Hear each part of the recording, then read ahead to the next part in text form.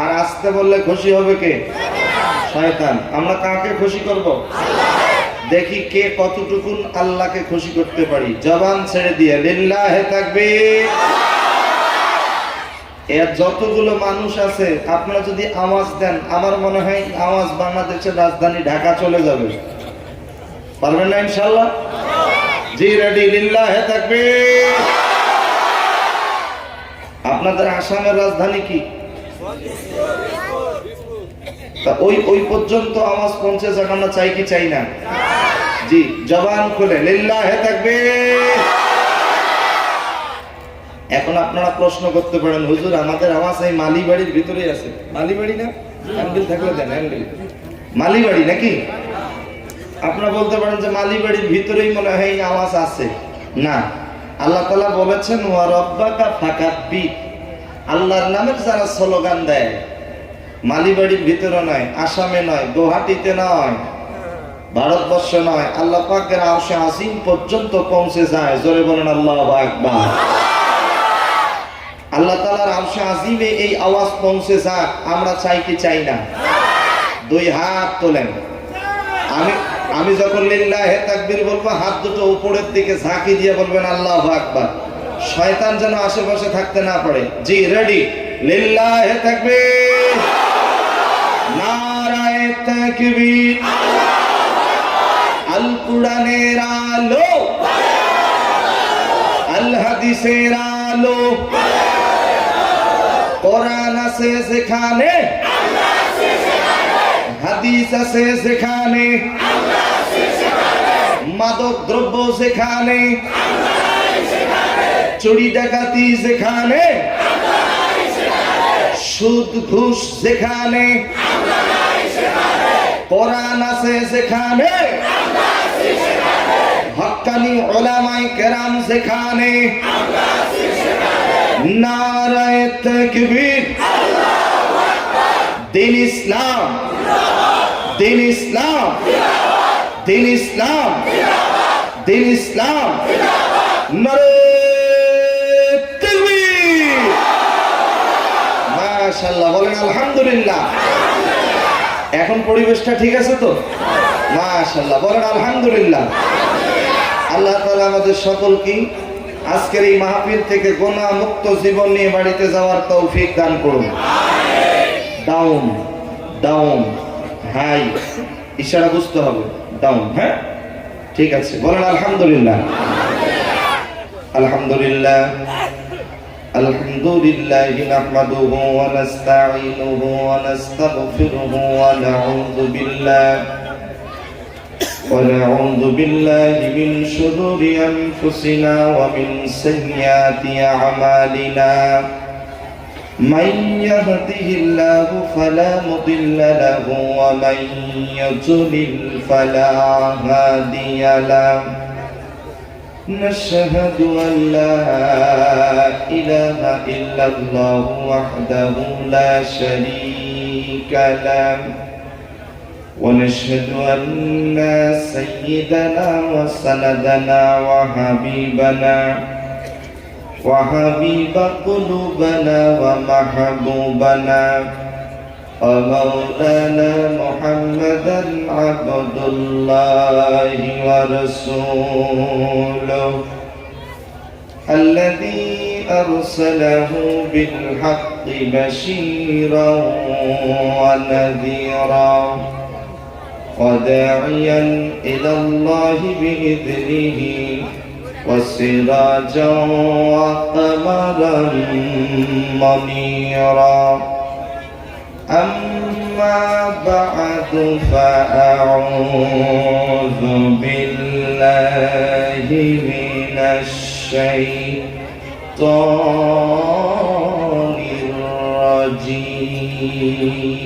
الرجيم.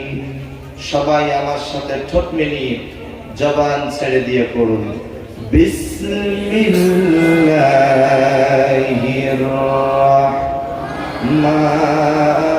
রাহমানির রাহিম।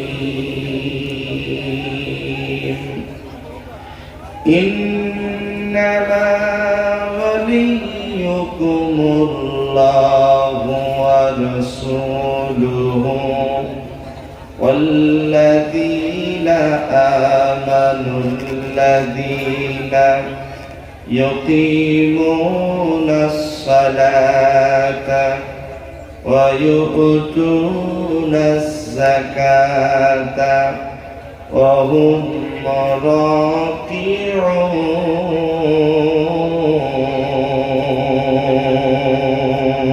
راكعون. وقال تعالى: يا أيها الذين آمنوا اتقوا الله وكونوا مع الصادقين. وقال تعالى: لقد كان لكم في رسول الله أسوة حسنة إن الله وملائكته يصلون على النبي يا أيها الذين آمنوا صلوا عليه وسلموا تسليما. اللهم سيدنا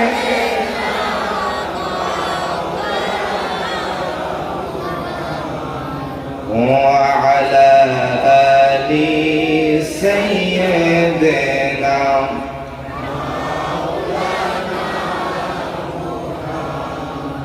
আরেকটু আওয়াজ দিয়ে মহব্বতে সকলেই পড়ুন আল্লাহুম্মা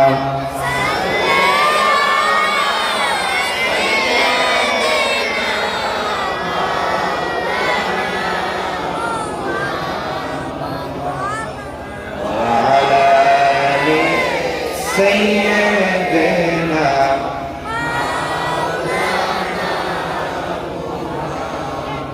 হাজার ব্যথা বেদনার পরে ফিরে আসনি তুমি আপন ঘরে,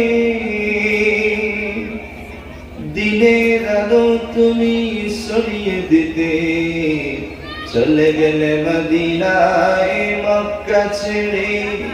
হে রাসূল তোমাকে ভুলি আমি কেমন করে, হে রাসূল তোমাকে ভুলি আমি কেমন করে। আল্লাহুম্মা সাল্লি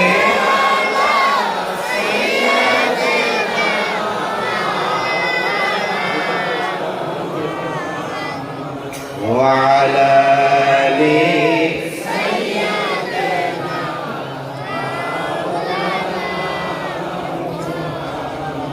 খেনা খেয়ে দিন প্রচারের কাজে নিজেকে দিয়েছ বিলিয়ে, তাই ফের কাফিরেরা চিনল না আলো, দুষ্ট ছেলেদের পিছু দিল লেলিয়ে।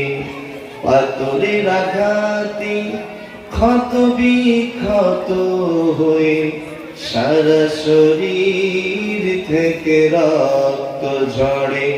হে রাসূল তোমাকে ভুলি আমি কেমন করে, হে রাসূল তোমাকে ভুলি আমি কেমন করে। আল্লাহুম্মা সাল্লি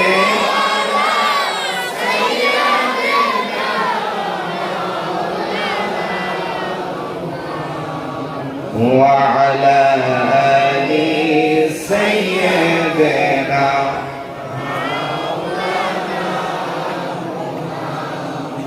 لا إله إلا الله جوڑے لا إله إلا الله سبحان الله الحمد لله لا إله إلا الله জোরে লা ইলাহা সুবহানাল্লাহ আলহামদুলিল্লাহ লা ইলাহা ও লা ইলাহা আল্লাহ আল্লাহ আল্লাহ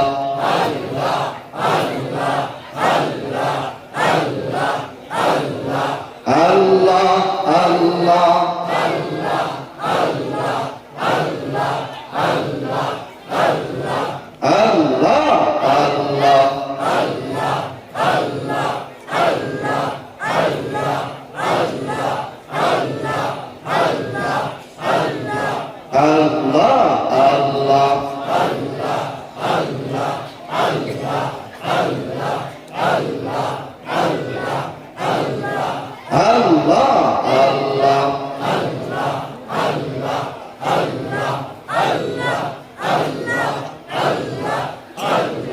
লা ইলাহা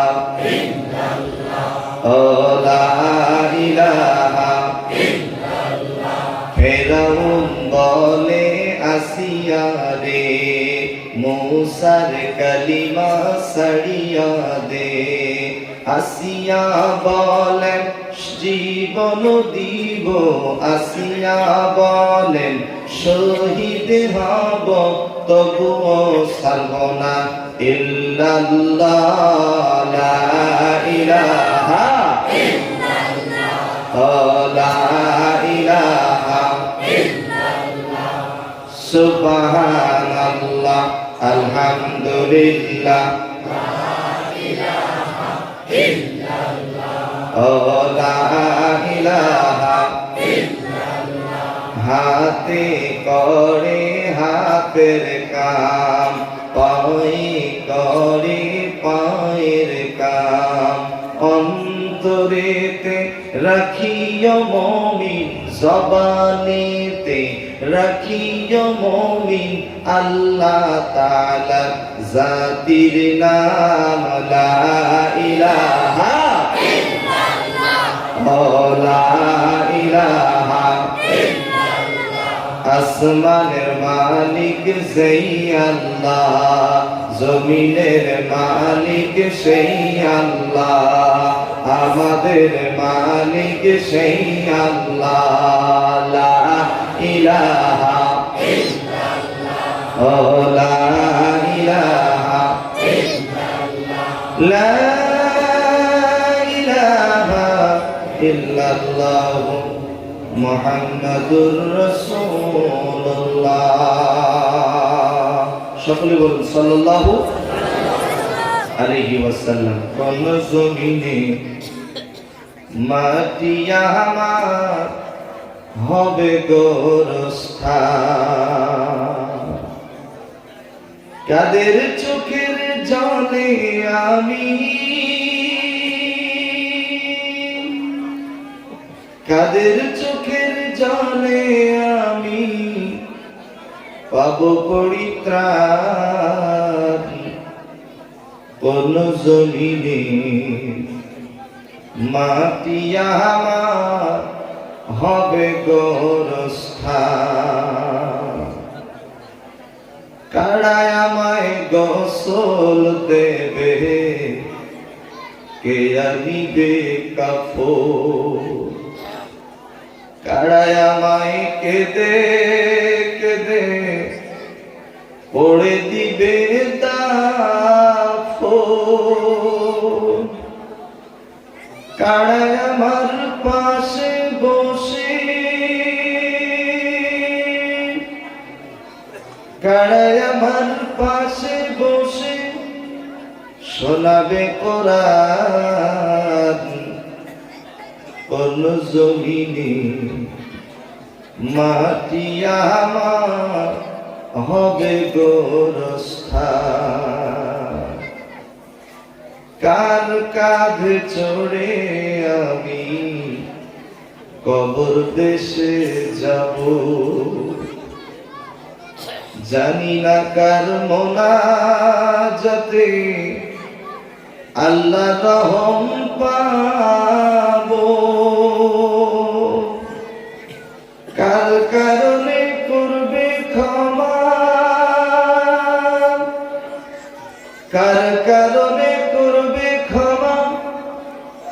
আল্লাহ মেহেরবান কোন জমিনে মাটি আমার হবে গোরস্থান, কোন জমিনে মাটি আমার হবে গোরস্থান, কোন জমিনে মাটি আমার হবে গোরস্থান।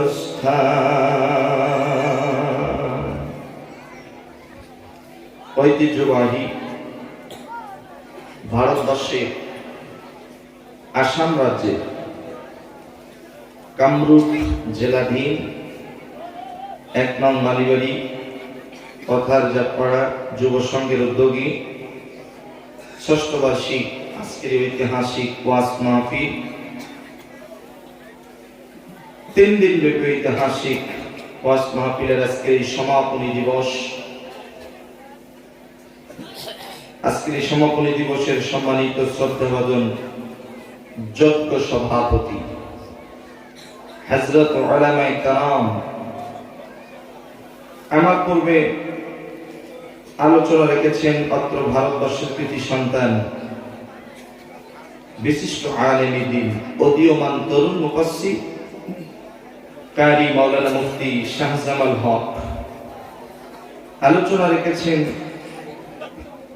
আলহাজ কাজী মাওলানা জাকির হোসেন কাসিমি সাহেব, বারাকাল্লাহু ফি হায়াতি। সকলে বলুন আল্লাহুম্মা আমিন।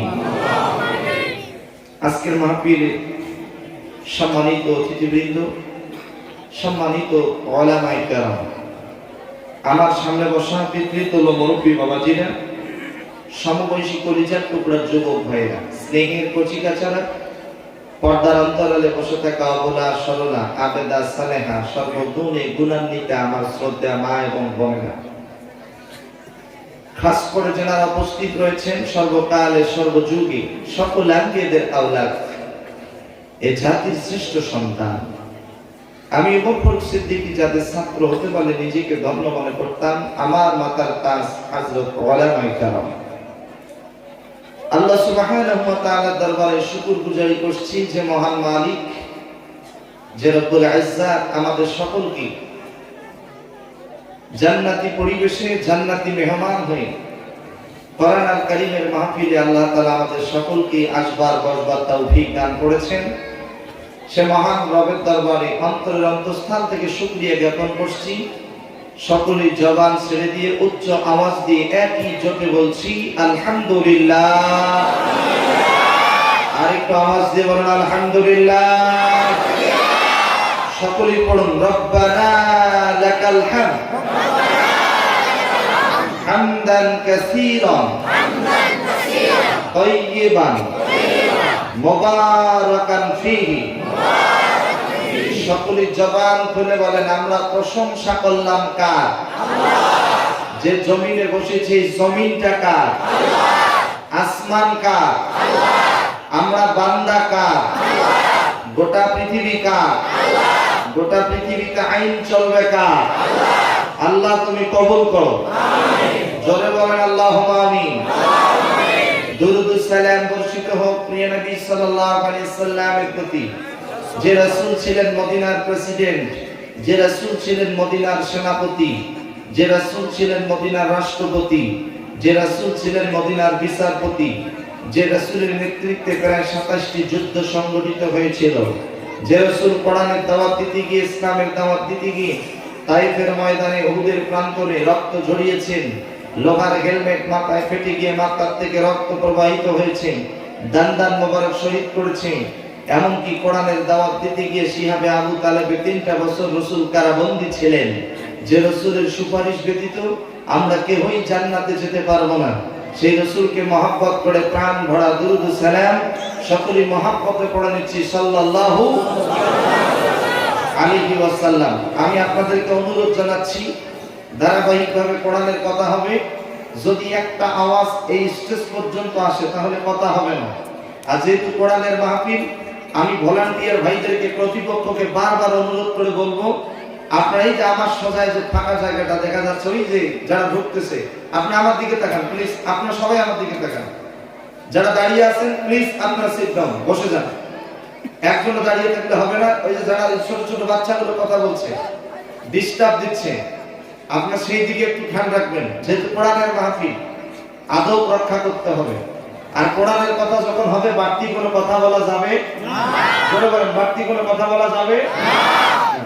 আল্লাহ রাব্বুল আলামিন বলেন, ইন্নামাল মুমিনুনা আল্লাযীনা ইযা যুকিরাল্লাহু ওয়াজিলাত কুলুবুহুম ওয়া ইযা তুলিয়াত আলাইহিম আয়াতুহু زادتهم إيمانا وعلى ربهم يتوكلون বলেন আল্লাহু আকবার। আল্লাহ তাআলা বলেন, যখন তোমাদের সামনে কোরআনুল কারীম থেকে আলোচনা শুরু হবে, অন্যদিকে মনোযোগী হওয়া যাবে না, মনোযোগ দিয়ে কোরআন শ্রবণ করতে হবে। যদি কোরআনের আলোচনাগুলি মনোযোগ দিয়ে শ্রবণ করতে পারি, আল্লাহ তাআলা বলেন জাদাতুহুম ঈমানা, ওই সমস্ত ঈমানদারদের ঈমান আল্লাহ পাক আরো বৃদ্ধি করে দিবে। আরেকটু জোরে বলেন। আর যারা কোরআনের মাহফিলে এসে কথা বলে, বিশৃঙ্খলা ঘটায়, গন্ডগোল করে, হই হট্টগোল করে, আল্লাহ তাআলা বলেন আবু জেহেল নাই, কিন্তু আবু জেহেলের উত্তরসূরি কিয়ামত পর্যন্ত থাকবে। আপনার আমার নবী যেখানে কোরআন তেলাওয়াত করেছে, ওইখানে গিয়ে মিস্টার আবু জেহেল গন্ডগোল করেছে, হট্টগোল করেছে, হই হট্টগোল করেছে, ঝামেলা বাজিয়ে দিয়েছিল। আল্লাহ পাক আবু জেহেলের এই গন্ডগোলের কথা আল্লাহ তাআলা পবিত্র কোরআনুল কারীমে রেকর্ড করেছেন। আল্লাহ তাআলা বলেন, وقال الذين كفروا لا تسمعوا لهذا القرآن والغوا فيه لعلكم تغلبون। মিস্টার আবু জেহেলের অভ্যাস ছিল আপনার আমার নবী যেখানে কোরআন তেলাওয়াত করেছে, ওইখানে গিয়ে গন্ডগোল করেছে, হই হট্টগোল করেছে। এইজন্য আমি আসাম রাজ্যের মুসলমানদেরকে অনুরোধ করব, যখন কোরআনের কথা হবে, বাড়তি কোনো কথা বলা যাবে না, মনোযোগ দিয়ে কোরআন শ্রবণ করতে হবে। এটাই হলো আদব। আর যারা এসে মাহফিলে কথা বলবে, বিশৃঙ্খলা ঘটাবে, তারা হলো আবু জেহেলের উত্তরসূরি। কথা বলেন ঠিক কিনা? আর জোরে বলেন। তাহলে কি মাহফিলে এসে কথা বলা যাবে? বিশৃঙ্খলা ঘটানো যাবে? যাবে না। আল্লাহ আমাদেরকে হেফাজত করুন। জোরে বলুন আমিন। আরেকটু জোরে বলেন আমিন। পাশে মা বোনেরা বসেছে, মা বোনদেরকে বলবো, মা বোনেরা যেন গল্প গুজব না করে। আমাদের বাংলাদেশে মা বোনেরা যখন বসে, এরা গল্প গুজব শুরু করে দেয়। কার স্বামী বছরে কতটা শাড়ি দিল, বুঝলেন না? এগুলো গল্প করে। তবে আজকের মাহফিলে মা বোনেরা অনেক আদবের সাথে বসে আছে, তাদের ওখান থেকে কোনো গন্ডগোল, হই হট্টগোল নাই। বলেন আলহামদুলিল্লাহ। আমি দোয়া করি আল্লাহ তাআলা প্রতিটি মা বোনকে আম্মা জান আয়েশা, খাদিজার কাতারে কবুল করুন। আমিন। একটু জোরে বলেন আমিন। রাসূল বলেছেন তিনজনের দোয়া কবুল হয়, মুসাফির, মাজলুম, পিতামাতা। আমি গুনাহগার, এই মুহূর্তে মুসাফিরের হালতে আছি। মা বোনদেরকে বলবো, মায়েরা বোনেরা, যদি মাহফিলের শেষ পর্যন্ত কোনো কথা বলেন, বিশৃঙ্খলা ঘটান, তাহলে আমি বদদোয়া দেব। কিভাবে? আল্লাহ যে সমস্ত মহিলা মাহফিলে এসে কথা বলে, গন্ডগোল করে, হই হট্টগোল করে, ওই সমস্ত মহিলার মাথায় যতগুলো চুল আছে, আল্লাহ ততগুলো উকুন দিয়ে বাড়িতে পাঠায় দিও। মহিলারা কিছু ভয় করুক আর না করুক, উকুনকে কিন্তু খুব ভয় করে। উকুন বোঝেন তো? মাথায় ছোট ছোট আন্দোলন শুরু করে দেয় মাঝে মাঝে। কথা বোঝেন নাই? আচ্ছা, মা বোনেরা যদি উকুন ভর্তি নিয়ে বাড়িতে দিতে চায়, তাহলে ওরা গল্প করুক, কোনো আপত্তি নেই। আর যদি উকুন মুক্ত নিয়ে বাড়িতে যেতে চায়, আল্লাহ তাআলা যেন তাদেরকে মা খাদিজা আয়েশার কাতারে কবুল করেন। জোরে বলেন আমিন। আরেকটু জোরে বলেন আমিন। এইজন্য আপনারা যারা বসে আছেন, একজন চাতক পাখির ন্যায় কথাগুলো শুনতে হবে, কারণ এই মাহফিল আমাদের জীবনের শেষ মাহফিল হতে পারে। আজকের মাহফিলের মোনাজাত জীবনের শেষ মোনাজাত হতে পারে। আপনার নাম আব্দুর রহমান, আপনার নাম আব্দুল কুদ্দুস, আপনার নাম আব্দুল খালেক, মরে যাওয়ার সাথে সাথে আপনার নাম আর আব্দুল মালেক, আব্দুল খালেক বলা হবে না, বলা হবে মরহুম আব্দুল খালেক। কথা বলেন। মসজিদের মাইকে এলান করা হবে অমুক আর দুনিয়াতে বেঁচে না, একদিন তোমারি নাম মসজিদে হবে এলান।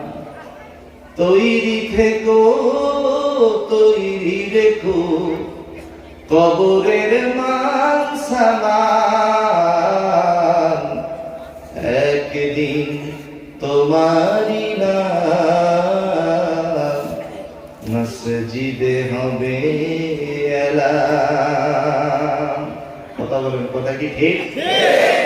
একদিন আপনার আমার নামটা মসজিদের মাইকে এলান করা হবে। মুহূর্তের ভিতরে আপনি আমি হয়ে যাব লাশ। কি হয়ে যাব? মরে যাওয়ার সাথে সাথে সবাই বলবে লাশটা তাড়াতাড়ি গোসল করো। তখন কিন্তু বলবে না যে আব্দুল মালিকের গোসল করিয়ে দাও, তখন বলবে ওই লাশটার তাড়াতাড়ি গোসল করে দাও। তোমার নাম হয়ে যাবে লাশ। কিসের তো অহংকার, কিসের তো দাম্ভিকতা। চোখেরই পলকে তুমি হতে পারো লাশ, চিরতরে বন্ধ হবে তোমারি নিঃশ্বাস। হবে এলান তোমারি নাম, হবে এলান তোমারি নাম মসজিদের মাইকে। বাড়িওয়ালা নাই রে বাড়ি নাই রে দুনিয়াতে, বাড়িওয়ালা নাই রে বাড়ি নাই রে দুনিয়াতে। কথা বলেন, কথা কি ঠিক? বাড়িওয়ালা বাড়িতে থাকবে না, অন্ধকার কবরে রেখে আসবে। আমি যুবকদেরকে বলতে চাচ্ছি, প্রিয় ভাইদেরকে বলতে চাচ্ছি, পৃথিবীতে একটা সন্তান যখন জন্মগ্রহণ করে 9 মাস আগে জানা যায় যে সন্তানটা পৃথিবীতে আসবে, কিন্তু আপনি আমি যখন এই পৃথিবী ছেড়ে চলে যাব 9 সেকেন্ড আগেও বুঝতে পারবো না। সেটা তো অহংকার। পৃথিবীতে এসেছিলাম যেভাবে, যেতে হবে সেভাবে। পৃথিবীতে যেদিন জন্মগ্রহণ করে এসেছিলাম, শোনেন, মায়ের পেট থেকে পৃথিবীতে যেদিন এসেছিলাম ওই দিন আপনার আমার গোসলটা করিয়ে দিয়েছে অন্যজনেরা, নিজের গোসল নিজে করতে পারি নাই। আবার যেদিন আমরা পৃথিবী থেকে বিদায় নেব ওই দিনও আপনার আমার গোসলটা করিয়ে দিবে অন্যজনেরা, নিজের গোসল নিজে করতে পারবো না। আমি যুবকদেরকে বলি, কত মা প্রেগনেন্ট হয়েছে 3 মাসে বাচ্চা নষ্ট হয়ে যায়, কত সন্তান জন্ম হওয়ার সাথে সাথেই মরে যায়, কত সন্তান 3 বছরে মারা যায়, 5 বছর বয়সে মারা যায়, কত সন্তান 10 বছরে মারা গিয়েছে। আল্লাহ তাআলা এখনো পর্যন্ত আপনাকে আমাকে বাঁচিয়ে রেখেছেন, মানে আপনার আমার মাধ্যমে আল্লাহ পাক কিছু না কিছু কাজ করিয়ে নেবেন, এই জন্য আপনাকে আমাকে এখনো বাঁচিয়ে রেখেছেন। বলেন আলহামদুলিল্লাহ। আর একটু জোরে বলেন। এই জন্য অনুরোধ জানাবো, please come to my point. আমি আমার পয়েন্ট ভিত্তিক, বিষয় ভিত্তিক আমি আলোচনা করতে ভালোবাসি। আমি বিষয় ভিত্তিক আলোচনা করব, দিল থেকে মন থেকে কথাগুলো শুনতে হবে, কোনো গল্প গুজব করা যাবে না। আল্লাহ তাআলা আমাদের সকলকে হেফাজত করুন। জোরে বলুন আমিন। আরেকটু জোরে বলেন আমিন। আবু সেহেল, উতবা, সাইবা, আবু সুফিয়ান এক জায়গায় বসে আছে। একজন ফকির আবু জেহেলকে গিয়ে বলতেছে, আল্লাহর রাস্তায় আমার কিছু ভিক্ষা দেন। আবু জেহেল ডেকে বলে, শোনো, আমি তোমাকে ভিক্ষা দেব, ভিক্ষা দেওয়ার মতো সামর্থ্য আমার কাছে নাই, তবে তোমাকে একটা পরামর্শ দিতে চাই। মসজিদে হারামের সামনে চলে যাও, ওইখানে গিয়ে দেখো নবীজির প্রিয় সাহাবী হযরত আলী সেখানে বসে আছেন। আলীর কাছে অনেক টাকা আছে, পয়সা আছে। আলীর কাছে তুমি সাহায্য চাবা, আলী তোমাকে পর্যাপ্ত পরিমাণ দান করে দেবেন। আল্লাহর বান্দা ফকির সহজ সরল মনে চলে গেছে মসজিদে হারামের সামনে। যাওয়ার পরে দেখেন হযরত আলী রাদিয়াল্লাহু তাআলা আনহু সেখানে বসে আছেন। দেখছেন ওখানে কিসের আওয়াজ হচ্ছে? ওখানে কোনো ভলান্টিয়ার ভাই নাই? মাহফিলের ভলান্টিয়ার ভাইদেরকে আমি বারবার বলছি যে আপনারা এই গেটটাতে থাকবেন, ওখান থেকে যেন কোনো আওয়াজ না আসে। ছোট ছোট বাচ্চারা ডিস্টার্ব দিচ্ছে। আল্লাহ হেফাজত করুন। জোরে বলুন আমিন। আপনারা মানে আমার কথা বুঝতেছেন না? আমার ভাষা কি বুঝেন? আমি কিন্তু আপনাদের মতো যে অহমিয়া ভাষা বলতে পারবো না, বুঝছেন? আমি আমাদের দেশের মতো ভাষা বলবো, বলেন আলহামদুলিল্লাহ। আমি আপনাদেরকে আবারও জানতে চাচ্ছি, আমার ভাষা কি বোঝা যায়? কথা বোঝা যায়? কারণ আমাদের দেশে, বাংলাদেশে কয়েকটা জেলা আছে, ওই জেলাগুলোর ভাষা খুবই কঠিন। যেমন আপনারা চট্টগ্রাম নাম শুনেছেন? চট্টগ্রাম, কক্সবাজার, নোয়াখালী, এরপরে সিলেট, হ্যাঁ। তো এই দিকের ভাষা যখন ওরা আঞ্চলিক ভাবে বলে, কি বলে আমি কিছু বুঝি না। যেমন আজ থেকে প্রায় 11-12 বছর আগে আমি সিলেট অঞ্চলে গেলাম মাহফিলে। আমার বাড়ি তো উত্তরবঙ্গে, একদম রংপুর। আপনাদের এই দিক থেকে ওয়েস্ট বেঙ্গলের কুচবিহার জেলা আছে তো, এই কুচবিহার জেলার অপোজিটটাই হলো লালমনিরহাট জেলা, রংপুর বিভাগ। এটাই হলো আমার গ্রাম। আর সিলেট হলো আর এক অঞ্চল। আপনাদের এই গোরাকবেলি একটা আছে না, শিলচর, কাছাড়, করিমগঞ্জ, এই করিমগঞ্জ অপোজিটটাই হলো সিলেট। তো আমি প্রথম যখন সিলেট অঞ্চলে গেলাম, আমি এক হোটেলে ঢুকে বললাম, ভাই আমাকে দুটো পুরি দেন। পুরি ছিলেন আপনারা? আসামে পাওয়া যায়? তা আমি বললাম আমাকে দুটো পুরি দেন। তো কর্মচারী আমার দিকে তাকায়, চোখগুলো বড় করছে। তা আমি বললাম, ভাই আমি চাইলাম পুরি, চোখ বড় করছেন কেন? আমাকে বলছে, আপনার সাহস কত, আপনি দুইটা পুরি চাচ্ছেন? তা আমি বললাম, দেখেন আমার ক্ষুধা লেগেছে, দুইটা কেন 5টাও খাইতে পারি। দেখে আরো গরম হয়েছে, চোখগুলো একদম লাল টসটসা হয়ে গেছে। ম্যানেজার আইসা বলতেছে, হুজুর আপনার বাড়ি কোনে? আমি বললাম আমার বাড়ি রংপুর। আমাকে বলছে, হুজুর যা বলছেন বলছেন, আর বললেন না, সবাই আপনার দিকে তাকায় আছে, আপনি হুজুর মানুষ? তা আমি বললাম, আমি তো হুজুর মানুষ। তো সমস্যাটা কি? বলছে, এগুলো আমাদের এদিকে পুরি না, এগুলো পড়াটা বলে। তা আমি বললাম, পুরি বলছি তাতে ক্ষতি কি? কয় আমাদের এদিকে মেয়েদেরকে বলে পুরি, ছেলেদেরকে বলে পোয়া। আর আপনি দুইটা পুরি চাইছেন। তখন মাথাটা নিচু করে আল্লাহকে বললাম, আল্লাহ তুমি আমার হেফাজত করছো, একটা চাইতাম তাও হইতো, বলে চাইছি দুইটা। রাগ তো পড়ারই কথা। এই জন্য মুরব্বীরা বলে, এক দেশের গালি আর এক দেশের বলি। আমার ভাষা বুঝতে কষ্ট হচ্ছে না তো? বলেন আলহামদুলিল্লাহ। তো আমাকে একজন সিলেটের মাহফিলে যাওয়ার পরে যখন আমি বসলাম, যেমন আপনাদের এলাকায় আসার সাথে সাথে আমাকে ওই যে গতকালকে আব্দুর রহমান ভাই, আব্দুর রৌফ ভাই, নাজমুল ভাই অনেকেই বলতেছে, হুজুর কি খাবেন?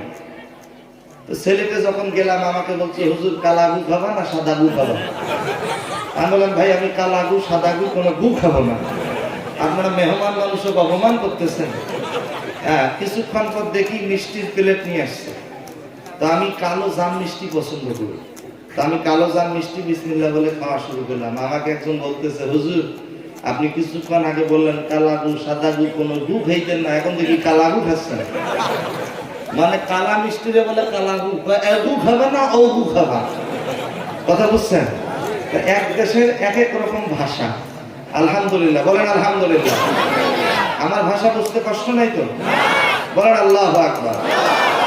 আমাদের বাংলাদেশের একটা জেলা আছে, নাম হলো বগুড়া। কি নাম?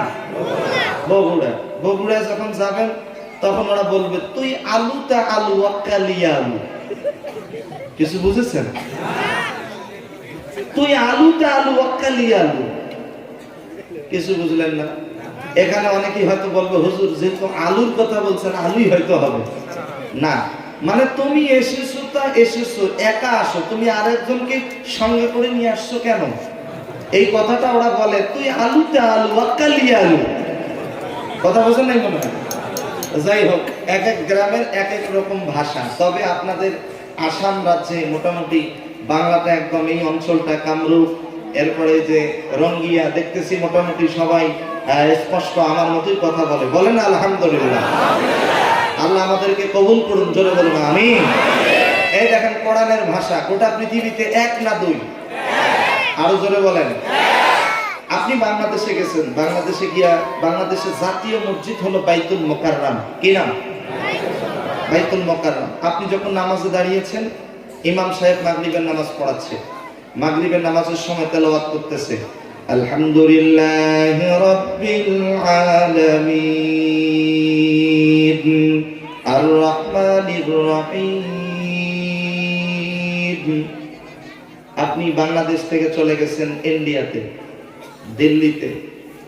দিল্লিতে যাওয়ার পরে ওখানে মসজিদে প্রবেশ করেছেন, মাগরিবের নামাজ পড়ছেন, সেখানেও ইমাম সাহেব পড়াচ্ছেন আলহামদুলিল্লাহি রাব্বিল আলামিন। আপনি মক্কায় গেছেন, কাবাতে নামাজ পড়তেছেন, কাবার প্রধান ইমাম আব্দুর রহমান আস-সুদাইস তিনি তেলাওয়াত করতেছেন, আর তিনি যখন তেলাওয়াত করে মনে হয় আসমান থেকে কোরআন নাজিল হচ্ছে। আল্লাহ তাকে এত সুন্দর একটা কণ্ঠ দিয়েছেন, বলবেন না আলহামদুলিল্লাহ? আপনি ইংল্যান্ডে গেলেন, ওখানেও একজন ইমাম সাহেব নামাজ পড়াচ্ছে, বলতেছে আলহামদুলিল্লাহি রাব্বিল আলামিন। জবান খুলে বলেন, গোটা পৃথিবীতে কোরআনের ভাষা এক না দুই? আরো জোরে বলেন। আমরা এমন একটা কিতাব পেয়েছি, পৃথিবীর সর্বশ্রেষ্ঠ কিতাব মহাগ্রন্থ আল কোরআন। গোটা পৃথিবীতে যেখানে গিয়ে নামাজে দাঁড়াবেন, আপনার ভাষা আলাদা হতে পারে। মালয়েশিয়াতে যাবেন, ওখানকার আঞ্চলিক ভাষা মালাই ভাষা। মালাই ভাষা আপনি বুঝতে পারবেন না। আমি যখন প্রথম গেলাম, আমাকে সহযোগিতা করেছিল বাংলাদেশের একজন টপ ইসলামিক স্কলার, আমার প্রিয় ভাই ডক্টর মিজানুর রহমান আজহারি ভাই। নাম শুনেছেন? আলহামদুলিল্লাহ বলেন। আমাদের দেশের একজন পপুলার একজন আলোচক, একজন বক্তা, প্রিয় ভাই ডক্টর মিজানুর রহমান আজহারি ভাই, বলেন আলহামদুলিল্লাহ। তো দেখেন তার ভিতরে কি নমনীয়তা।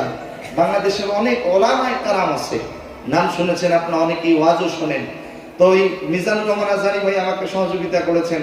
মালাই ভাষা আমি সহজে বুঝি না, ইংলিশ বলি, ইংলিশও বুঝে না, ওরা আঞ্চলিক ভাবে মালাই ভাষা বলে। কিন্তু যখন নামাজে দাঁড়াই, ওই মালাই ভাষা যারা বলে তারা নামাজ পড়ার সময় ঠিক সূরা ফাতিহা তেলাওয়াত করতেছে, আলহামদুলিল্লাহি রাব্বিল আলামিন। কোরআনের ভাষা এক না দুই? বলবেন না আলহামদুলিল্লাহ? আব্দুর রহমান আস-সুদাইস যখন তেলাওয়াত করে, জবান খুলে বলেন, ভালো লাগে না খারাপ লাগে? কত সুন্দর তেলাওয়াত। যখন আব্দুর রহমান আস-সুদাইস বলে আল্লাহু আকবার, তখনই মানুষ বোঝে যে আব্দুর রহমান আস-সুদাইস ইমামতি করতেছে, দেরি করে না, তিনি শুরু করে দেন, আলহামদুলিল্লাহি রাব্বিল আলামিন আর রহমানির রহিম মালিকি ইয়াউমিদ্দিন ইয়্যাকা না'বুদু ওয়া ইয়্যাকা নাস্তাঈন ইহদিনাস সিরাতাল মুস্তাকিম সিরাতাল লাযীনা আন'আমতা আলাইহিম গায়রিল মাগদুবি আলাইহিম ওয়ালাদ-দাল্লিন। আমিন বলবেন না? আরেকটু জোরে বলেন। তেলাওয়াত শুনলে ভালো লাগে না খারাপ লাগে? আমি কয়েক প্রকার কণ্ঠ দিয়ে আপনাদেরকে তেলাওয়াত শোনাবো একটু পরে, বলেন না ইনশাআল্লাহ? কারণ পৃথিবীতে কোনো কিছুর প্রতি আকর্ষণ না থাকলেও কোরআনের প্রতি আকর্ষণ, জবান খুলে বলেন, আছে না নাই? কম না বেশি? সেটা আজকের মাহফিলে প্রমাণ হয়ে যাবে, বলেন ইনশাআল্লাহ। কোরআনের আকর্ষণ যে আছে, আলহামদুলিল্লাহ। কোরআনের আলোচনা শুনে পর্যন্ত আমি গুনাহগার, আমার হাতে 7 জন মুসলিম ইসলাম ধর্ম কবুল করেছেন। আরেকটু জোরে বলবেন না আলহামদুলিল্লাহ? সম্মানিত ভাইরা আমার, কোরআনের আলোচনা করতে হবে কোরআন দিয়ে, হাদিস থেকে। খুব মনোযোগ দিয়ে কথা শুনতে হবে। আল্লাহ তাআলা আমাদের সকলকে তৌফিক দান করুন, জোরে বলুন আল্লাহুম্মা আমিন। আপনাদের মনে আছে কিনা, আবু জেহেলের কাছে গিয়েছে একজন ফকির, মনে আছে? গিয়ে বলতেছে, আল্লাহর রাস্তে আপনি আমার কিছু ভিক্ষা দেন, সহযোগিতা করেন। এই কথা বলার সাথে সাথে আবু জেহেল ডেকে বলেন, তোমাকে ভিক্ষা দেব, ভিক্ষা দেওয়ার মতো সামর্থ্য আমার কাছে নাই, তবে তোমাকে একটা পরামর্শ দিতে চাই। মসজিদে হারামের সামনে চলে যাও, ওইখানে গিয়ে দেখো হযরত আলী বসে আছেন। আলীর কাছে অনেক টাকা আছে, পয়সা আছে, আলী তোমাকে পর্যাপ্ত পরিমাণ দান করে দেবেন। আল্লাহর বান্দা ফকির সহজ সরল মনে চলে গেছে মসজিদে হারামের সামনে। যাওয়ার পরে দেখেন নবীজির প্রিয় সাহাবী হযরত আলী রাদিয়াল্লাহু তাআলা আনহু সেখানে বসে আছেন। আলীকে ডাক দিয়া বলে, আলী ও আলী, আল্লাহর ওয়াস্তে তুমি আমার কিছু ভিক্ষা দাও, সাহায্য দাও। এই কথা যখন বলেছে, হযরত আলীর দিকে তাকায় দেখে হযরত আলী রাদিয়াল্লাহু তাআলা দু চোখের কোনা বেয়ে টপ টপ করে পানিগুলো জমিনে পড়তেছে। ডাক দিয়া বলে, আলী তোমার কাছে চাইলাম সাহায্য, তোমার চোখে পানি কেন? হযরত আলী কেঁদে কেঁদে বলেন, ও আল্লাহর বান্দা শোনো, তুমি আমার কাছে সাহায্য চাইছো, অথচ আমি আলী আজকে কয়েকদিন থেকে অনাহারে পড়ে আছি। আমার কলিজার টুকরা সন্তান হাসান হুসাইন অনাহারে পড়ে আছে, বিশ্ব নবীজির কন্যা ফাতেমা অনাহারে পড়ে আছে, অথচ তুমি আমার কাছে সাহায্য চেয়েছো, আমি তোমাকে কিভাবে সাহায্য করব? তবে শোনো, কেউ যদি কারো কাছে হাত পাতে সাহায্য চায়, তাকে খালি হাতে ফিরিয়ে দেওয়া যাবে না। সে যদি খ্রিস্টান হয়, হিন্দু হয়, বৌদ্ধ হয়, যে কোনো ধর্ম অবলম্বী হোক না কেন, আপনার কাছে যদি সাহায্য চায়, সামর্থ্য অনুযায়ী তাকে সহযোগিতা করতে হবে। আল্লাহ রাব্বুল আলামিন পবিত্র কোরআনুল কারীমে বলেন, ওয়া আতাল মালা আলা হুব্বিহি যাওিল কুরবা ওয়াল ইয়াতামা ওয়াল মাসাকিনা ওয়াবনাস সাবিল ওয়াসাইলিনা ওয়াফির রিকাব। বলেন আল্লাহু আকবার। আল্লাহ তাআলা বলেন ওয়াসাইলিনা ওয়াফির রিকাব। কেউ যদি কারো কাছে সাহায্য চায়, তাকে খালি হাতে ফিরিয়ে দেওয়া যাবে না। আল্লাহর বান্দা ফকির হযরত আলীর কাছে যখন সাহায্য চেয়েছে, হযরত আলী রাদিয়াল্লাহু তাআলা ডাক দিয়া বলেন, আমার কাছে টাকা নেই, পয়সা নেই, তাতে কি হয়েছে? আমার অন্তরে বিশ্ব নবীজির ভালোবাসা রয়েছে। হযরত আলী রাদিয়াল্লাহু তাআলা তার ঠোঁট দুটো নড়িয়ে নড়িয়ে কি যেন তেলাওয়াত করছে। তেলাওয়াত করে আল্লাহর বান্দার হাতের মধ্যে ফু দিয়েছে, হাতের মুষ্টিটা এইভাবে বেঁধে দিয়েছে। ডাক দিয়া বলে, আল্লাহর বান্দা, এই হাতের মুষ্টিটা খুলবা না ততক্ষণ আবু জেহেল তার দলবাহিনীর সামনে যাবা না যতক্ষণ। আল্লাহর বান্দা ফকির সহজ সরল মনে হাতের মুষ্টিটা এইভাবে ধরে। আবু জেহেল তার দলবাহিনীর সামনে গিয়া যখনই হাতের মুষ্টি খুলে দিয়েছে, হাতের মুষ্টি খোলার সাথে সাথে মারাত্মক একটা ঘটনা ঘটেছে। ও আসাম রাজ্যের মুসলমানেরা, কামরূপ জেলার মুসলমানেরা, হাতের মুষ্টি খোলার সাথে সাথে কি ঘটনা ঘটলো জবান খুলে বলেন তো, জানার প্রয়োজন আছে না? বলেন। আপনাদের ভারতে একটা রাজ্য আছে, যদি ভুল না হয়, আপনারা যদি একমত হন বলবেন। রাজ্যটার নাম হলো পাঞ্জাব রাজ্য। আসেনি? কি রাজ্য? পাঞ্জাব রাজ্যের মধ্যে একটা আশ্চর্যজনক ঘটনা ঘটে গেছে। আপনারা শুনলে আশ্চর্য হয়ে যাবেন। ঘটনাটি পাবেন পৃথিবীর বিখ্যাত একজন মুফতি, গোটা পৃথিবীর ওলামায়ে কেরাম যাকে এক নামে চেনে, আল্লামা তাকি উসমানী দামাত বারাকাতুহুল আলিয়া। আল্লামা জাস্টিস আল্লামা তাকি উসমানী তিনি একটি কিতাব লিখেছেন। কিতাবটির নাম হলো ইসলাহি খুতুবাত। ইসলাহি খুতুবাত কিতাবটির মধ্যে ঘটনাটি পেলাম, পাঞ্জাব রাজ্যের একজন গরিব মানুষ মারা গেছে। মারা যাওয়ার পরে তার জানাজা নামাজ হবে। জানাজার নামাজ পড়ার মতো কোনো আলেমকে খুঁজে পাওয়া যাচ্ছে না। কে জানাজার নামাজ পড়াবে? একজন সরকারি চাকরিজীবী মানুষ, তার চেহারাটা ছিল সুন্নতি চেহারা, লেবাসটা ছিল সুন্নতি লেবাস। এই লোকটা গাড়িতে চড়ে অফিসে যাচ্ছেন। অফিসে যাওয়ার পথে রাস্তার মধ্যে দেখতেছে লাশ। এক মুসলমান আর এক মুসলমানের প্রতি হক হলো জানাজার নামাজে শরীক হওয়া। জানাজার নামাজে শরীক হওয়া। তিনি কি করলেন? গাড়ির ড্রাইভারকে বললেন, গাড়ি থামাও। গাড়ি থামালেন। লাশের কাছে যখন চলে গেলেন, এলাকার মানুষগুলো ডেকে বলে, হুজুর মন খারাপ করবেন না, আপনি যেহেতু এসে গিয়েছেন, আমরা খুঁজতেছিলাম কে জানাজার নামাজ পড়াবে। আপনি যেহেতু এসেছেন, মেহেরবানি করে আপনি জানাজার নামাজটা পড়াবেন। তিনি রাজি হয়ে গেলেন, জানাজার নামাজ পড়ালেন। জানাজার নামাজ যখন শেষ হয়ে গেল, এলাকার মানুষগুলো ডেকে বলে, হুজুর আমাদের কবরে নামলে ভয় করে, ডর করে। কিছু কিছু মানুষ দেখবেন কবরস্থানের পাশ দিয়ে রাতের বেলা যাইতে ভয় করে। ভয় করে কি লাভ? এখনই যদি মারা যান, ওই অন্ধকার কবরে যাওয়া লাগবে কি লাগবে না? আরো জোরে বলেন, লাগবে কি লাগবে না?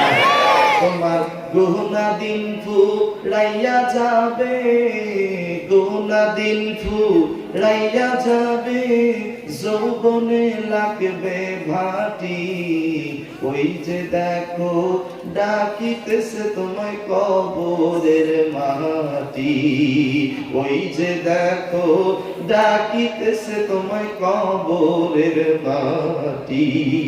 ও যেদিন সন্ধ্যা হলে ডুববে রে বেলা, এক পলকে ভেঙে যাবে তোমার রঙেরই মেলা। কারে দিবা তুমি জোরে ধমক, কারে দিবা তুমি জোরে ধমক, কার মাথায় ভাঙবা লাঠি। ওই যে দেখো ডাকিতেছে তোমায় কবরের মাটি, ওই যে দেখো ডাকিতেছে তোমায় কবরের মাটি। কথা বলেন, কথা কি ঠিক? প্রতিদিন কবরের মাটি ডেকে ডেকে বলছে, আব্দুল খালেক, এ আব্দুল মালিক, এ আব্দুল কুদ্দুস, এ আব্দুল রহিম, আমি এমন একটা ঘর, অন্ধকার ঘর, যেই ঘরে কোনো বালিশ নাই, কোনো বিছানা নাই, কোনো ব্ল্যাঙ্কেট নাই। আপনি শীতের দিনে আপনি গায়ে চাদর দিয়েছেন, ব্ল্যাঙ্কেট গায়ে দিয়ে ঘুমান, লেপ গায়ে দিয়ে ঘুমান। আল্লাহর কসম করে বলি, এক্ষুনি যদি আপনি মরে যান, আপনার ওই লাশটা সাদা 3 টুকরা কাপড় দিয়ে চকলেটের মতো পেছায়া ওই অন্ধকার কবরে রেখে আসবে, যেই কবরে বালিশ নাই, বিছানা নাই। ওই 3 টুকরা কাপড় নিয়ে আপনাকে শুয়ে থাকতে হবে। আপনি দুনিয়াতে মরিচিকার মতো ছুটছেন, মরিচিকার মতো ছুটছেন, হারামের মতো ছুটছেন, মিথ্যার মতো ছুটছেন। এই দুনিয়াটা হলো ক্ষণস্থায়ী, চিরস্থায়ী হলো মরার পর। অনুরোধ লাগে সেই মরণের কথাগুলো একটু চিন্তা করেন। যদি কলিজায় আঘাত লাগে, আজকের আলোচনা শুনে যদি 1 ফোঁটা চোখের পানি ফেলতে পারেন, আল্লাহকে ভয় করে ওই 1 ফোঁটা চোখের পানি জাহান্নামের আগুন নিবানোর জন্য যথেষ্ট হয়ে যাবে। চিৎকার দিয়ে জোরে বলেন না আল্লাহু আকবার। আরেকটু জোরে বলেন আল্লাহু আকবার। আমরা এখানে সবাই রাসূলের মহব্বতে আসছি, নবীর মহব্বতে আসছি। কথা বলেন ঠিক কিনা? রাসূলের প্রতি মহব্বত, ভালোবাসা জবান খুলে বলেন আছে না নাই? কম না বেশি? সেই নবী শুয়ে আছেন কোথায়? মদিনায়। কোথায়? কোথায়? শুধু মদিনায় নয়, সোনার মদিনা। কিসের মদিনা? সেই সোনার মদিনায় যেতে মন চায় তো? সবার চায়? যাদের সোনার মদিনায় যেতে মন চায়, দিল খুলে প্রাণ খুলে রাসূলের প্রেমে মাতোয়ারা হয়ে জবান খুলে মদিনাওয়ালার গানটা একটু সবাই আমার সাথে পড়েন। মনে বড় আশা ছিল যাব মদিনায়। বলেন বলেন। মনে বড় আশা ছিল যাব মদিনায়। সালাম আমি করব গিয়ে জোরে, সালাম আমি করব গিয়ে নবীজি রওজায়।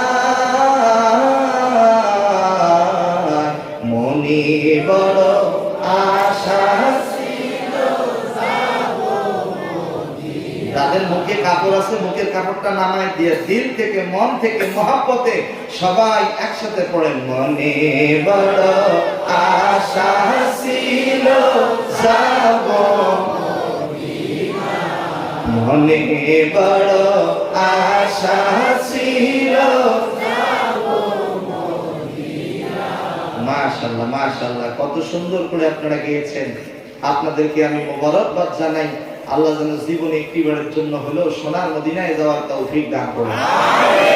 এবং যারা গিয়েছেন, আল্লাহ পাক যেন তাদেরকে বারবার যাওয়ার তৌফিক দান করেন। যারা সোনার মদিনায় গিয়েছে, তারা মদিনাকে ভুলতে পারে না। রে ভাই, আমি আমার মাকে নিয়ে গিয়েছিলাম, যখন মদিনার কথা বলি মনে হয় মদিনা আমার চোখের সামনে ভাসতেছে। রসুল যেখানে শুয়ে আছেন সবুজ গম্বুজের নিচে, যখনই মদিনার কথা বলিস তখনই সবুজ গম্বুজটা মনে হয় চোখের সামনে ভেসে আসে। বলেন না আল্লাহু আকবার। সেই সোনার মদিনায় কি ভোলা যায়? সোনার মদিনা আমার প্রাণের মদিনা, সবই ভুলিব কিন্তু নবী তোমায় ভুলব না। সবই ভুলিব কিন্তু নবী তোমায় ভুলব না। সোনার মদিনা আমার প্রাণের মদিনা, সবই ভুলিব কিন্তু নবী তোমায় ভুলব না। ভুলিনি ভুলব না, বলেন ভুলিনি ভুলব না, ভুলতে পারি না। ভুলিনি ভুলবো না, ভুলতে পারি না। সোনার মদিনা আমার প্রাণের মদিনা, সবই ভুলিব কিন্তু নবী তোমায় ভুলবো না। সবে ভুলিব কিন্তু রাসূল তোমায় ভুলবো না। সবে ভুলিব কিন্তু নবী তোমায় ভুলবো না। আল্লাহ তুমি কবুল করো, আমিন। রাসূলের প্রেম অন্তরে আছে না নাই? আছে। আপনাদের কি মনে আছে ওই এলাকার মানুষগুলো বলছে, হুজুর আমাদের কবরে নামতে ভয় করে, আপনি যদি কবরে নামতেন, লাশটা রাখতেন, তাহলে আমরা উপকৃত হতাম। তিনি রাজি হয়ে গেলেন, লাশটা কবরের মধ্যে নামালেন। লাশটা রাখার পরে বাঁশের ছাউনি বিছাইয়া দিয়া মাটি চাপা দিয়ে সবাই সবার মতো চলে গেলেন। অফিসিয়াল চাকরিজীবী মানুষ অফিসে প্রবেশ করতে গেলে গুরুত্বপূর্ণ কিছু কাগজ কার্ডের প্রয়োজন। পকেটের মধ্যে হাত দিয়ে দেখেন, পকেটের মধ্যে হাত দিয়ে দেখেন তার গুরুত্বপূর্ণ কাগজগুলো পকেটের মধ্যে নাই। চিন্তা করলো কোথায় গেল, মনে পড়ে গেছে আমি যখন বাড়ি থেকে রওনা করেছিলাম আমার উপরের পকেটে কাগজগুলো ছিল। আমি যখন লাশটা রাখার জন্য কবরের মধ্যে নেমেছিলাম, তখনই আমার গুরুত্বপূর্ণ কাগজগুলো কবরের ভিতরে পড়ে গেছে। যেভাবে উদ্ধার করতে হবে তিনি দেরি করলেন না, সঙ্গে সঙ্গে ওই এলাকার মানুষগুলো ডেকে বলছে, ভাইরা আমার গুরুত্বপূর্ণ কিছু কাগজ কবরের ভিতরে পড়ে গেছে, আপনারা যদি অনুমতি দেন কবরের মাটিগুলো সরায় আমি আমার কাগজগুলো উদ্ধার করে নেব। আমার খুবই গুরুত্বপূর্ণ ইম্পর্টেন্ট কাগজগুলো আমাকে উদ্ধার করতে হবে। সকলের সম্মতিক্রমে অনুমতি দেওয়া হলো। কবরের মাটিগুলো আস্তে আস্তে করে সরানো শুরু করলো। আল্লাহু আকবার। কয়েক ঘন্টার ব্যবধান নয়, কয়েক দিনের ব্যবধান নয়, মাত্র কয়েক মিনিটের ব্যবধান। কবরের মাটিগুলো যখন সরিয়েছে, বাঁশের ছাউনিটা যখন তুলে ফেলেছে, লক্ষ্য করে দেখে ওই গরিব মানুষটির কবরটা আল্লাহ তাআলার জান্নাতের বাগানে পরিণত হয়ে গেছে। জান্নাতি সুগন্ধ চতুর্দিকে ছড়িয়ে পড়েছে। আল্লাহু আকবার বলেন। লাশের পাশে তাকিয়ে দেখেন কাগজগুলো পড়ে আছে, কাগজগুলো উদ্ধার করে নিলেন, মাটি চাপা দিলেন, কিন্তু খবরটা চাপা থাকলো না।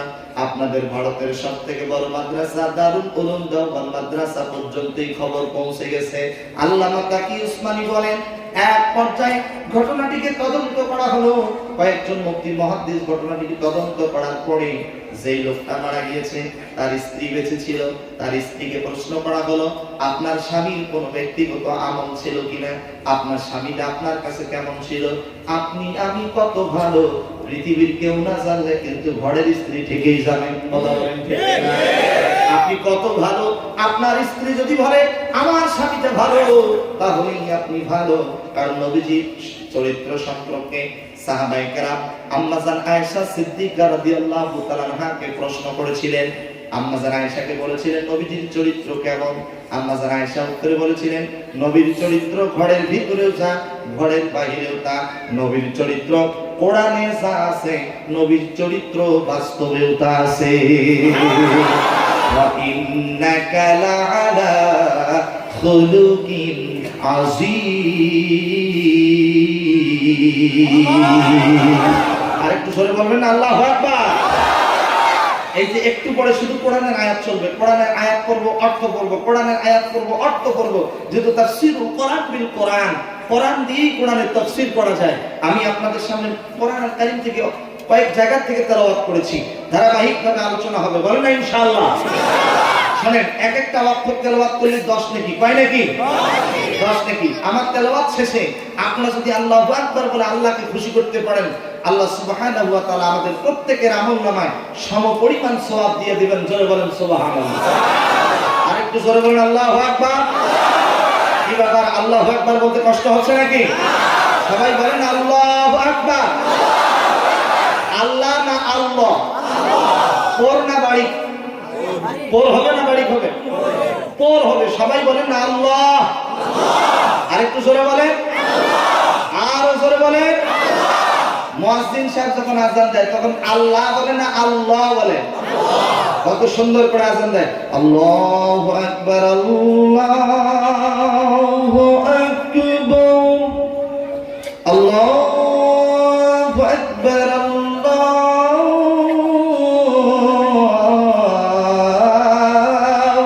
আকবার। আরেকটু জোরে বলেন, জি ইনশাআল্লাহ আপনারা যদি এরকম করে আওয়াজ দেন তাহলে ইনশাআল্লাহ আমি শেষে আপনাদেরকে একটু আজানও শোনার চেষ্টা করব, বলেন ইনশাআল্লাহ। আর একটু জোরে বলেন ইনশাআল্লাহ। আল্লাহ তাআলা বলেছেন ফাযকুরুনি আযকুরুকুম ওয়াশকুরুলি ওয়ালা তাকফুর। বান্দারে তুমি আমাকে স্মরণ করো, তোমার ডাকে সাড়া দেব। আকাশ বাতাস মুখরিত করে, আসমান জমিন পাড়া প্রতিবেশী সকলকে সাক্ষী রেখে জবান ছেড়ে দিয়ে সবাই বলেন আল্লাহ। আর একটু জোরে বলেন মাশাআল্লাহ। আল্লাহ রে ডাকে রে বান্দা, আল্লাহ রে ডাক, আল্লাহ রে ডাকে রে বান্দি, আল্লাহ রে ডাক। তুমি যখন ছোট ছিলে দাঁত ছিল না মুখে, তরল খাবার দিলেন আল্লাহ মা জননীর বুকে রে, মা জননীর বুকে। সেই আল্লাহ রে ভুলিল না রে। ও আসামের মুসলমানেরা, সেই আল্লাহ রে ভুলিল না রে। জীবন জাকার থাক, আল্লাহ রে ডাকে রে বান্দা, আল্লাহ রে ডাক, আল্লাহ রে ডাকে রে বান্দি, আল্লাহ রে ডাক। যখন তোমার কেউ ছিল না তখন ছিলেন তিনি, বলেন তো তিনি মানে কে? যখন তোমার কেউ ছিল না তখন ছিলেন তিনি। এখন তোমার সব হয়েছে, পর হয়েছেন তিনি রে, পর হয়েছেন তিনি। একদিন তোমার কেউ রবে না, একদিন তোমার কেউ রবে না, রবেন আল্লাহ পাক। আল্লাহ রে ডাকে রে বান্দা, আল্লাহ রে ডাক, আল্লাহ রে ডাকে রে বান্দি, আল্লাহ রে ডাক।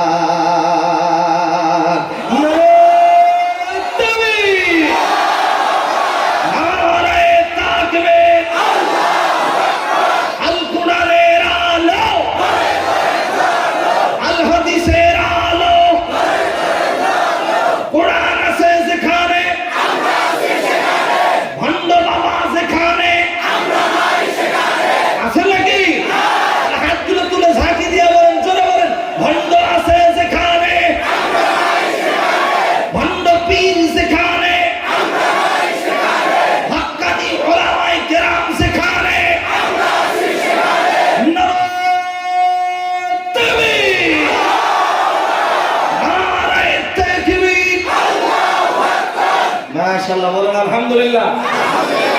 আলোচনা চলবে তো? চলবে? তামাক খাবেন না আলোচনা চলবে? কতক্ষণ চলবে? যদি বলি ফজর, ঈমান আছে? কার আছে দুই হাত তুলে দেখা দাও। নারে তাকবীর। দিন ইসলাম, দিন ইসলাম। আমি কিন্তু হাত তুলি নেই, আমি সারা রাত থাকবো না, এই জন্য হাত তুলি নেই। আমি আর কয়েক মিনিট আছি, বলেন আলহামদুলিল্লাহ। তবে আপনারা যে হাত তুলে প্রতিশ্রুতি দিয়েছেন ওলামায়ে কেরাম আছে, সারা রাত কোরআন শুনলে যেরকম সওয়াব হতো, আপনি যদি খালি নিয়ত করেন যে যখন মুয়াজ্জিন সাহেব আযান দেবে ফজরের নামাজ জামাতের সাথে পড়বে, এই নিয়ত যদি করতে পারেন সারা রাত কোরআন তেলাওয়াত করলে শুনলে যেরকম সওয়াব হতো, এরকম সওয়াব আল্লাহ পাক আপনার আমার আমলনামায় দিয়ে দেবেন। বলেন শুধু নিয়ত করতে পারবেন তো ইনশাআল্লাহ? ফজরের নামাজ পড়বো, কারা কারা পড়বো না হাত তোলেন। কি পড়বেন না? আমি বললাম কারা কারা পড়বো না। দেখছেন মানে জোশ উঠছে, জোশ মানে তালে হাত তুলে ফেলছে। হ্যাঁ, এত জোর ভালো না, বুঝে শুনে কিন্তু হাত তুলতে হবে। তবে হ্যাঁ, আল্লাহ মুখেরটা নেয় না, আল্লাহ অন্তরেরটা নেয়। জোরে কোন না সুবহানাল্লাহ। ইন্নাল্লাহা আলীমুম বিযাতিস সুদূর।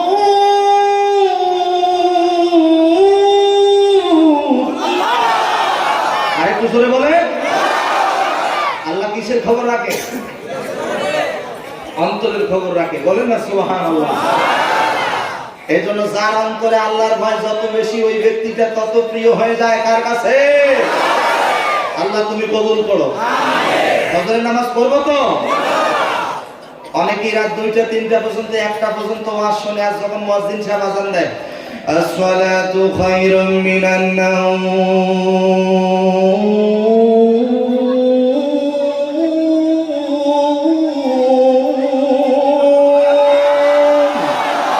কি ব্যাপার, ভালো লাগে না? এত আস্তে বললে হবে? আসসালাতু খায়রুম মিনান নাওম,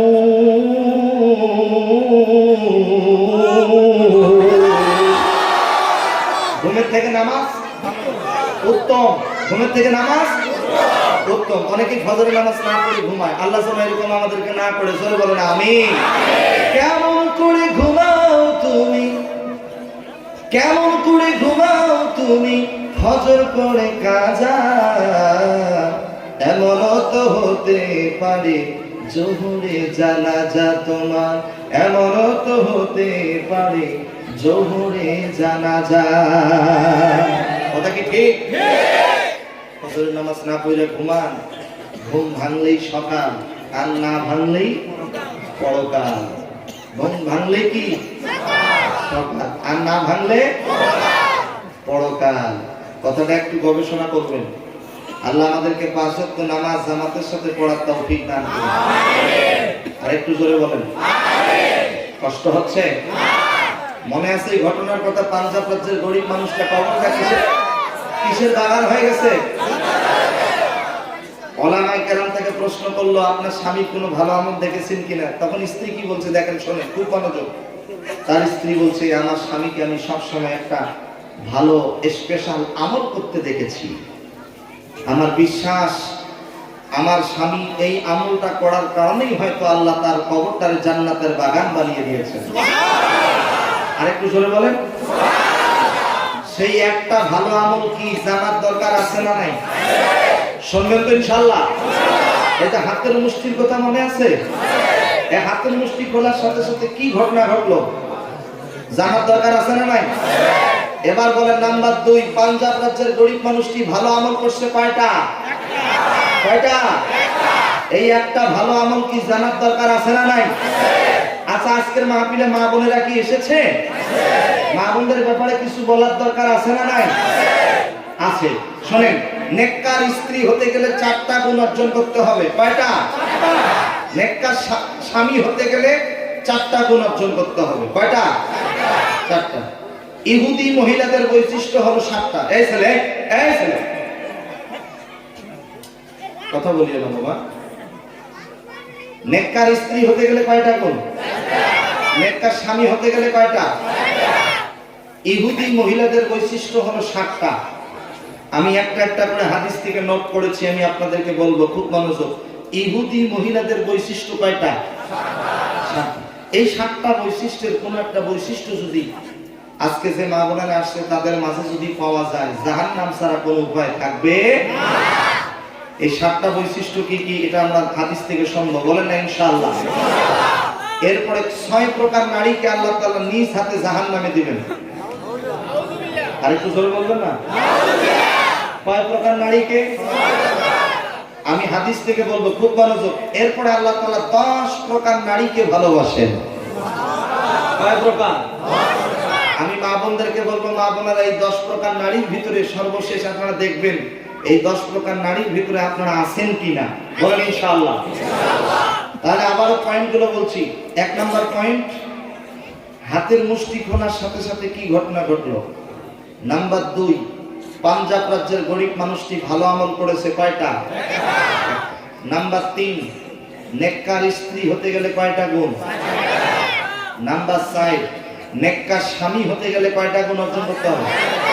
4টা। নাম্বার 5, ইহুদি মহিলাদের বৈশিষ্ট্য কয়টা? নাম্বার 6, কয় প্রকার নারীকে আল্লাহ তাআলা জাহান্নামে দিবেন? নাম্বার 7, জবান খুলে বলেন কয় প্রকার নারীকে আল্লাহ তাআলা ভালোবাসেন? নাম্বার 8, এই পয়েন্টটা বলে শেষ, খুব মনোযোগ। সন্তানের প্রতি মা বাবার 14টি অধিকার আছে। জীবিত থাকাকালীন 7টা, মৃত্যুর পরে মা বাবা জীবিত থাকাকালীন 7টা দায়িত্ব কর্তব্য আপনার আছে। আর আপনার মা বাবার মৃত্যুর পরে 7টা দায়িত্ব কর্তব্য রয়েছে।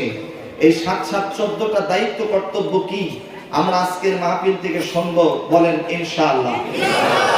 নাম্বার 9 আরেকটা দোয়ার কথা বলে দিয়ে যাব। এই যে আমার হাতে পবিত্র মহাগ্রন্থ আল কোরআন, পৃথিবীর সর্বশ্রেষ্ঠ কিতাব, এই কিতাব থেকে একটি আয়াতের আমল দিয়ে যাব পরীক্ষিত। ইনশাআল্লাহ যদি আমলটা করতে পারেন, প্রতিদিন একাধারে ওযু করে প্রতিদিন রাতের বেলা একাধারে 40 দিন যদি এই আয়াতের আমল করতে পারেন, আপনার স্ত্রী যদি পরকীয়া করে